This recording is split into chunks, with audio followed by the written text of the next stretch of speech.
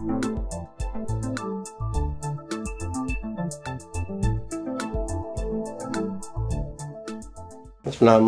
Tahir Dhindsa and you're watching SDTV. Global warming is an issue.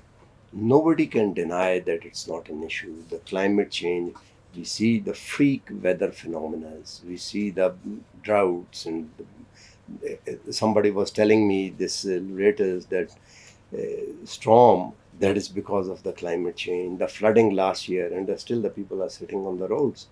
So everyone is trying to find a solution. Mitigation is one aspect, and trying to curtail the use of bad fuels another thing. But everyone is convinced that we have to reduce the carbon footprint if we want to avoid the precipice where the tipping point might come and take over and it become useless.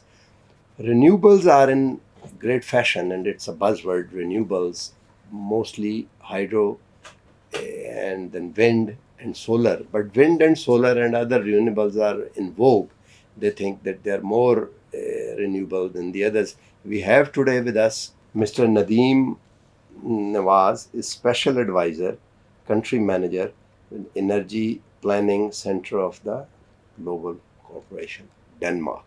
Nadeem sir, very warm welcome. Thank you so much. Please say a few words on this, what you just talked about, and we can do it for the benefit of those who are policymaker and who are the end user as well. Thank you so much, and thank you for the invitation, and assalamu alaikum to everybody.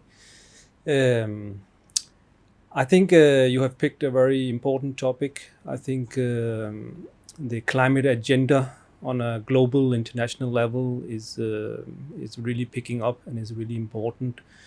And I think Pakistan is one of the countries in the world being hit more severely from climate change. You have had, of course, the flooding recently. The weather is changing. I think poor and developing countries like Pakistan are being hit the most, although you didn't create the problem. I mean, Pakistan didn't.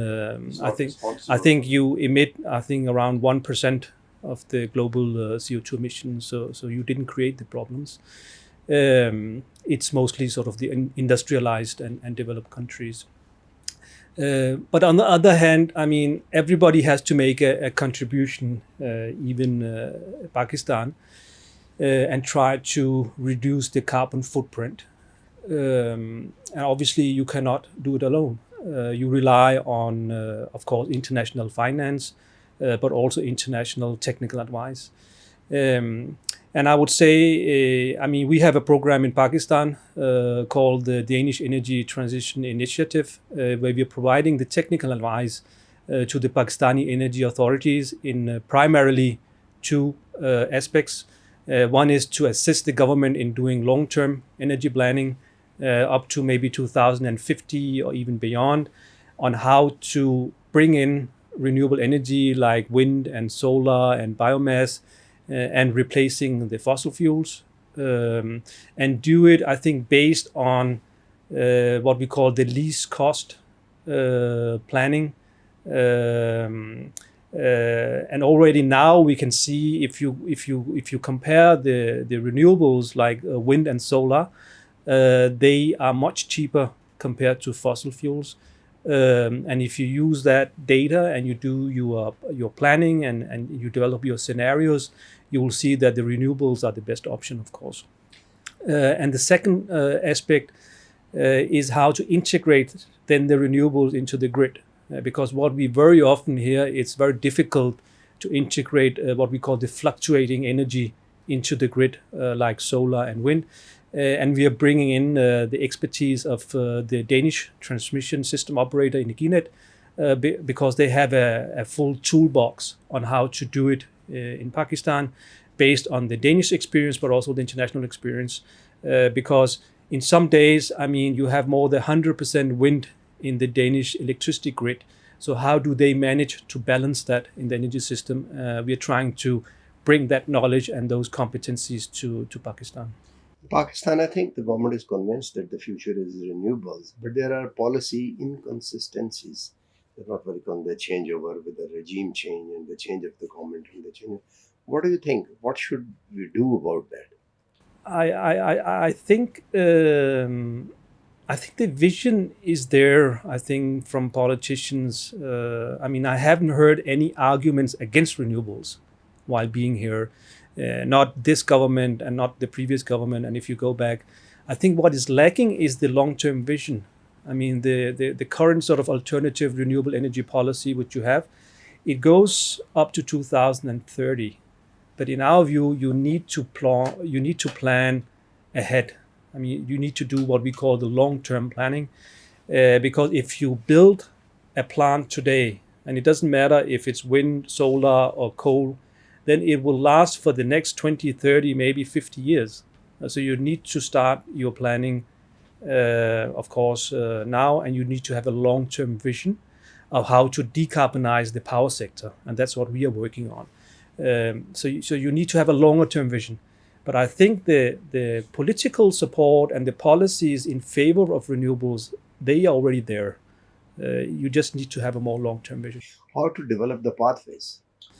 I mean, what we normally do in Denmark, but also internationally, is we try to explore different scenarios, and then we use the least cost model. I mean, you put in the data in the models and ask the models to recommend the least cost pathway. So you put in the data for solar, wind, biomass, the fossil fuels, and then from a least cost perspective, those models will often show that it's cheaper to go the renewable way. So you should direct your investments, both the local investments but also international investments, into the renewables, because renewables nowadays are much cheaper compared to the fossil fuels. Pakistan had a huge investment, I mean, compared to the size of investment locally, talking about the Pakistan in coal, with the Chinese investment in coal. Then earlier in IPPs, we had some investment in coal production. Now they are trying to change replace their boilers to make them supple for the local coal. Or do you think so? Because this is the shortest time period for a plant is 25, 30 years. So this coal produced energy is there.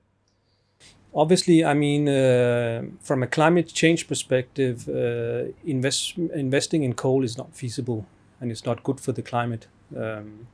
Of course, we understand that it's better to replace imported coal with local coal from sort of a cost perspective. I mean, you will save, and the government will save a lot of revenue if they use local coal instead of imported coal.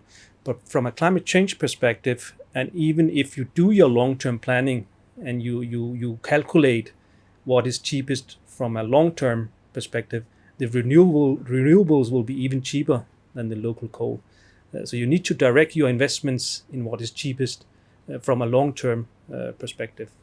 So that would be our recommendation to the government.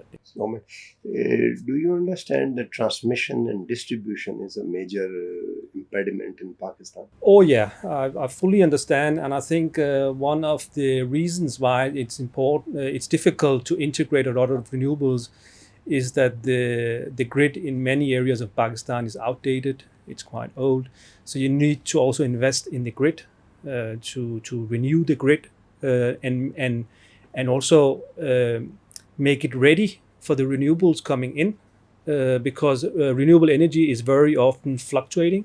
So you need to have a grid which is modern and which can integrate the renewables and actually direct the electricity where it's needed. So this is a major investment need you have. But if you do your long-term planning, I think that could create some credibility also for investors coming in.